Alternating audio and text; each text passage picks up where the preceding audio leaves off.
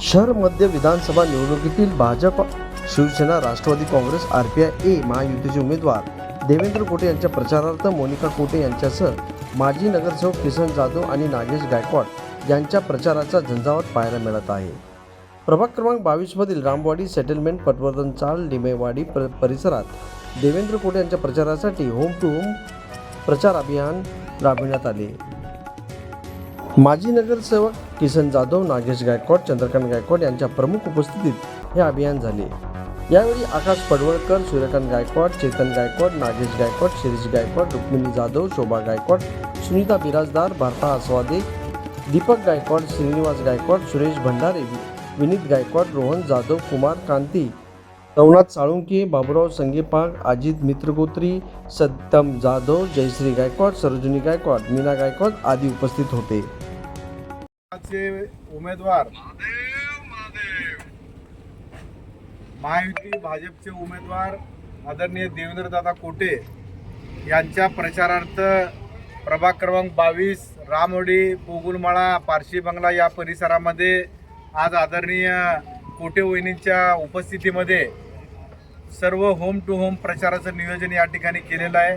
मी असेल, माझे सहकारी नगरसेवक नागेशांना गायकवाड असतील, आमचे महायुतीचे घटक पक्षातील शिवसेना पक्षाचे एकनाथ शिंदे गटाचे सहकारी असतील, RPI आठवले गटाचे सहकारी पक्ष असतील आणि प्रमुख भाजप पक्षाचे सर्व सहकारी पदाधिकारी असतील, या सर्वांच्या उपस्थितीमध्ये आज या ठिकाणी होम टू होम प्रचार यंत्रणा आम्ही घरोघरी जाऊन आदरणीय देवेंद्रदादांचं काम, राज्याचे मुख्यमंत्री आदरणीय एकनाथ शिंदे साहेब असतील, राज्याचे उपमुख्यमंत्री आदरणीय अजितदादा पवार साहेब असतील, उपमुख्यमंत्री आदरणीय देवेंद्र फडणवीस साहेब असतील, यांनी राज्य शासनाच्या माध्यमातून जे माता भगिनींना विविध योजना दिलेल्या आहेत, लाडकी बहीण योजनेच्या माध्यमातून भाऊबीजेला प्रत्येक भगिनीच्या अकाउंटवर जवळपास 1500 प्रमाणे 3 महिन्याचं 7,500 रुपये प्रत्येक भगिनीच्या अकाउंटवर तो लाभ मिळालेला आहे. प्रत्यक्ष रूपात आजपर्यंत सरकार महायुतीचं आल्यापासून प्रत्यक्ष रूपात भगिनींना शासनाच्या माध्यमातून लाडकी बहीण योजनेच्या माध्यमातून 7,500 लाभ मिळालेला आहे.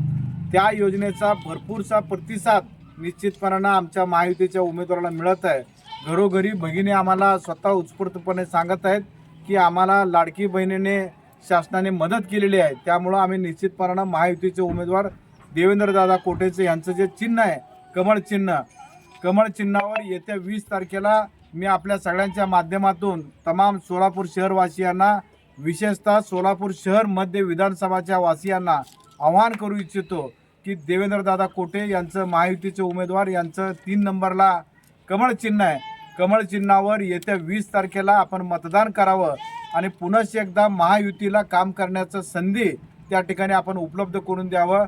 आदरणीय देवेंद्रदादांच्या माध्यमातून आपण अनेक वेळा ऐकला असाल, ज्येष्ठ नेते कैलासवासी तात्यासाहेब कोटे यांचे ते नातू आहेत. यांचं तात्यासाहेब कोटेचं सुपरिचय तमाम सोलापूर शहराला आहे. त्यांचे सामाजिक काम असेल, त्यांचं राजकीय जडणघडणीतलं काम असेल, हे मोलाचं काम तमाम सोलापूर शहरवासियांना मी वेगळं सांगणं गरजेचं नाही आहे. त्या कुटुंबाचेच वारसदार म्हणून आदरणीय देवेंद्रदादा कोटे ते नगरसेवक असताना त्यांच्या भागामध्ये सुजलाम सुफलाम पद्धतीचं काम करून दाखवलेलं आहे.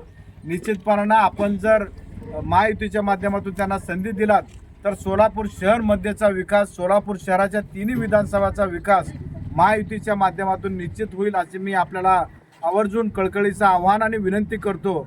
आणि आपण सर्वांनी येत्या 20 तारखेला महायुतीचे उमेदवार, शहर उत्तरचे उमेदवार विजयकुमार देशमुख मालक असतील, मध्यचे आम्ही जे प्रचार करतोय ते उमेदवार देवेंद्रदादा कोटे असतील, दक्षिण विधानसभा क्षेत्राचे माजी सहकार मंत्री आदरणीय सुभाष बापू देशमुख असतील, सोलापूर शहरातील 3ही विधानसभा मतदारसंघामध्ये आपण कमळ या चिन्हावर मतदान करावं आणि त्यांना महायुतीला काम करण्याचं संधी द्यावं, हे आपल्या चॅनलच्या माध्यमातून, आपल्या माध्यमातून मी सर्वांना आवाहन करू इच्छितो. धन्यवाद. जय हिंद, जय महाराष्ट्र.